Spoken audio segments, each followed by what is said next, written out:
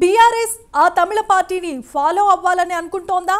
ద్రవిడ రాజకీయాలను తెలంగాణలో అమలు చేసేందుకు సిద్ధమవుతోందా? మళ్ళీ వికసించి పాత పరిమళాలు గుబాలించాలంటే ఉదయించే సూర్యుడే దిక్కని భావిస్తున్నారా? అందుకే బీఆర్ఎస్ అధిష్టానం తమిళనాడు వైపు చూస్తోందా? ఇంతకీ తమిళ తంబీల నుంచి ఏం నేర్చుకోవాలని అనుకుంటోంది?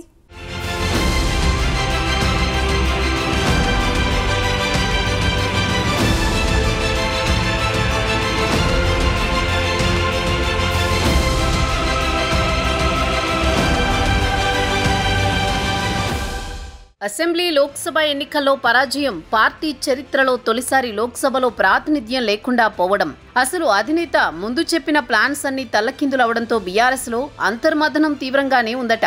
అన్నింటికీ మించి ఎమ్మెల్యేలు ఇతర నాయకుల వలసలతో కేడర్లో నైతిక స్థైర్యం దెబ్బతిందని గ్రహించిన అధిష్టానం దాన్ని పునరుద్ధరించడానికి చేయాల్సిన పనులు చేస్తూనే అంతకు మించి కార్యాచరణపై దృష్టి పెట్టినట్టు తెలుస్తోంది. 10 ఏళ్ల పాటు అధికారంలో ఉన్న బీఆర్ఎస్ అంతకుముందు రాష్ట్ర సాధనే ఏకైక అజెండాగా ఊపిరి పోసుకుని ఆ టార్గెట్ చేరుకోవడంలో సక్సెస్ అయినా పార్టీ పెట్టి 25 ఏళ్లు కావస్తున్న ఇంతవరకు సంస్థాగత నిర్మాణం సరిగా జరగలేదని, ఆ లోటు ఇప్పుడు తెలిసి వస్తోందన్న చర్చ జరుగుతోందట. అంతర్గతంగా ఉద్యమంలో ఉన్నప్పుడు పవర్ వచ్చాక ఆ లోటు తెలియకున్నా ఇప్పుడిప్పుడే తత్వం బోధపడుతోందట. అందుకే సంస్థాగత నిర్మాణం బలంగా ఉన్న డీఎంకే లాంటి పార్టీల నిర్వహణపై దృష్టి సారించారట బీఆర్ఎస్ పెద్దలు.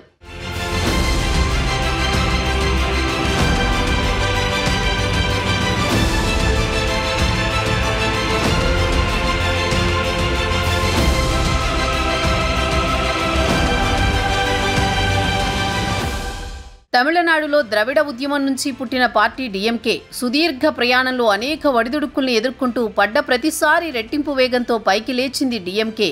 234 అసెంబ్లీ స్థానాలున్న తమిళనాడులో 1991లో కేవలం 2 సీట్లలోనే గెలిచింది డీఎంకే. ఇక 1984, 2011లో 25లోపు అసెంబ్లీ స్థానాలకే పరిమితమైంది. అయినా తిరిగి నిలదొక్కుని సత్తా చాటింది. ప్రస్తుతం స్టాలిన్ సారథ్యంలో అధికారంలో ఉంది. అందుకే డీఎంకే సక్సెస్ ఫార్ములాతో గులాబీకి ట్రీట్మెంట్ ఇవ్వాలనుకుంటున్నారట కేసీఆర్. డీఎంకే బీఆర్ఎస్కు పోలికలు ఉన్నాయంటూ ఆ పార్టీ తరహా అంతర్గత నిర్మాణం చేపడతామని గతంలో అన్నారు కేసీఆర్. కానీ 10 ఏళ్ల అధికార కాలంలో ఆ పని చేయలేకపోయారు. ఇప్పుడు ప్రతిపక్షంలో ఉన్నారు కాబట్టి సంస్థాగత వ్యవహారాలపై గట్టిగా దృష్టి పెట్టాలనుకుంటున్నట్టు టాక్ వినిపిస్తోంది. ఈ క్రమంలోనే బీఆర్ఎస్ బృందం ఇటీవల తమిళనాడులో పర్యటించి వచ్చింది. చెన్నైలోని డీఎంకే ప్రధాన కార్యాలయం అన్నా అరివాలయంతో పాటు పలు జిల్లాల ఆఫీసులకు వెళ్లి నాయకులతో సమావేశమై వచ్చారట.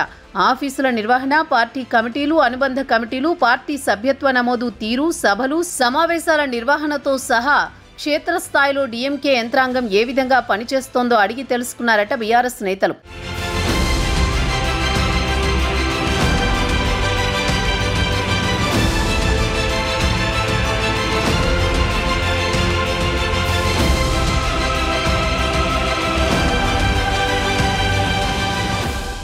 డీఎంకే తమిళనాడులోని ప్రతి జిల్లా, నియోజకవర్గ కేంద్రాల్లో ఆఫీసులున్నాయి. ప్రతి 3 నెలలకు ఒకసారి పార్టీ చీఫ్ స్టాలిన్ పార్టీ పనితీరుపై నేతలతో సమీక్షలు నిర్వహిస్తారు. అలాగే అనుబంధ సంఘాల పార్టీ వ్యవహారాల్లో అత్యంత కీలకంగా ఉంటారు.